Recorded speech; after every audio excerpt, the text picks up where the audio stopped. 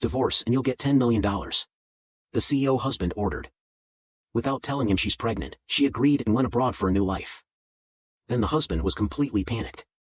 Chapter 1: A Night of Absurdities. Anastasia, help! I've been molested at the club. The desperate and helpless sound of her best friend's voice was the only thing on Anastasia Tillman's mind as she rushed over to the clubhouse. Room 808. Anastasia looked up at the number plaque on the door of the private room. It was the same room number that her best friend, Haley Seymour, had texted her. Without another thought, she barged through the door to save her friend. When the door swung open under her hand, she was greeted by the darkness within. Suddenly, a strong hand clasped around her wrist and dragged her into the dark room, followed by a loud thud as the door slammed shut. "Hey, who are you, and what do you want?"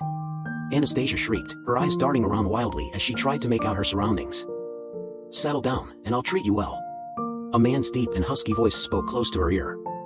The next second, Anastasia was unceremoniously tossed onto the couch, and before she could scramble to her feet, a lean and strong body pinned her down.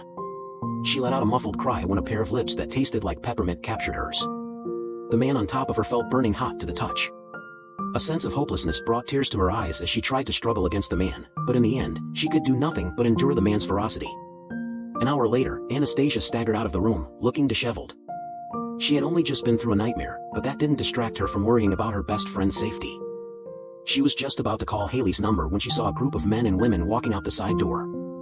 Under the lights, she instantly recognized the two of the women in the group. One happened to be Haley, her best friend who had cried for help on the phone earlier, and the other was Anastasia's stepsister, Erica Tillman. The two girls walked side by side with their arms linked, as if they were the closest of friends. Shock and rage colored Anastasia's features when she saw them. "Stop right there, Haley," she called out loudly over the distance as her fists clenched tightly at her sides.